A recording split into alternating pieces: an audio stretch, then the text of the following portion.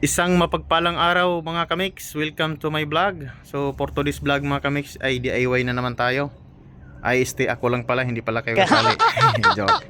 So DIY na naman si Rapjel Mix TV.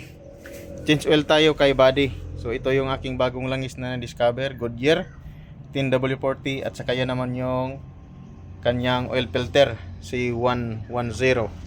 So ayan si body mga kamix. Yan yung engine niya. At natanggal ko na pala yung filter mga kamix dito. So natanggal ko na yung filter, hindi ko na nabidyohan. Masikip kasi ito dito, mahirap. Ayan, taka na-drain ko na din tong langis. So ayan o yung langis niya mga kamix. So bali ang mailagay lang natin dito na langis ay hindi maubos yung 4 liters. So may matira pa yan mga kamix. So mabilis ang change oil lang ito. DIY lang naman. So kung gusto nyo ring mag-DIY sa bahay ninyo, so pwede nyo namang sundan yan. Madali lang naman mag-DIY mga kamix. So, pero pag hindi nyo kaya, so pumunta kayo doon sa mga shop na nag-change oil. So ayan, ang gagawin na lang natin ay magbubuhos tayo ng langis doon sa engine. So alright. So bago natin ibuhos yung langis mga kamix, ay ilagay muna natin tong kanyang filter. So ito yung filter nya, bagong bago, para naman presko na naman manakbo si body mga kamix. So kailangan natin ng maintenance sa sasakyan. So wag nating paitimin masyado lalo yung langis bago tayo magpalit.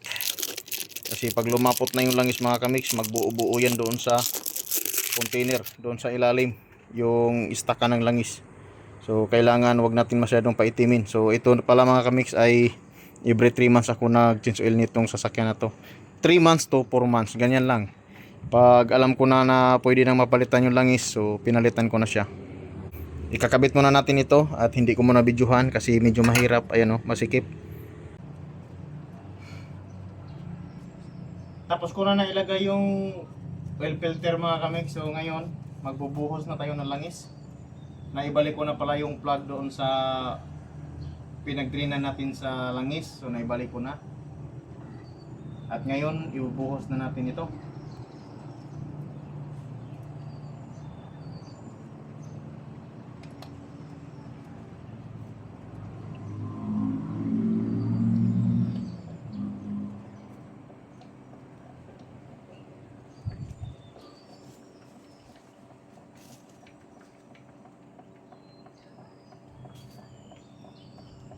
So ito palang gamit ko na lang is mga kamix ay semi-synthetic lang ito.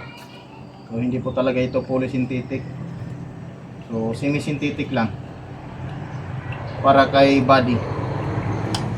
So itong langis na to mga kamix, first time ko lang ito ginamit ngayon, no? Yan, magtira lang tayo ng 1 liter at magsuka tayo sa gauge ng ating dipstick kung okay na ba. Kasi hindi po maubos yung 4 liters dito mga kamix, no? Pababain lang na muna natin yung langis bago tayo magsuka.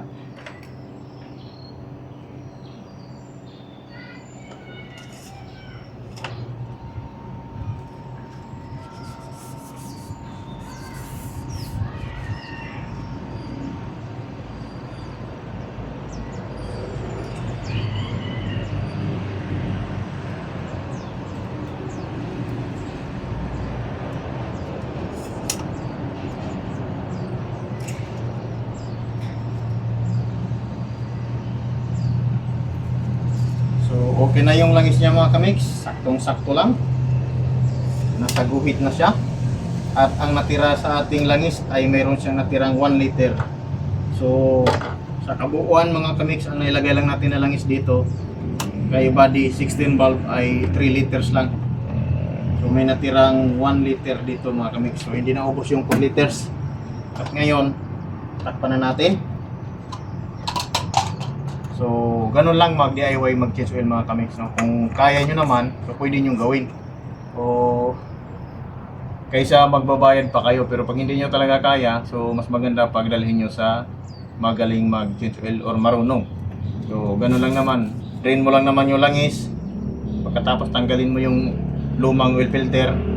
Pagka makita mo nang wala nang tumutulo sa baba, pwede mo na ilagay yung bagong filter, tapos ibalik mo yung lock. yung tornilyo doon sa pagtrinan para pag nagbuhos kayo dito, hindi dumidiretso yung langis. So ganun lang. Tapos sukatin nyo lang dito sa dipstick at ganun lang mag-change oil. DIY, Hirap Din Mix TV. So ngayon, natapos na tayo, paandarin na natin.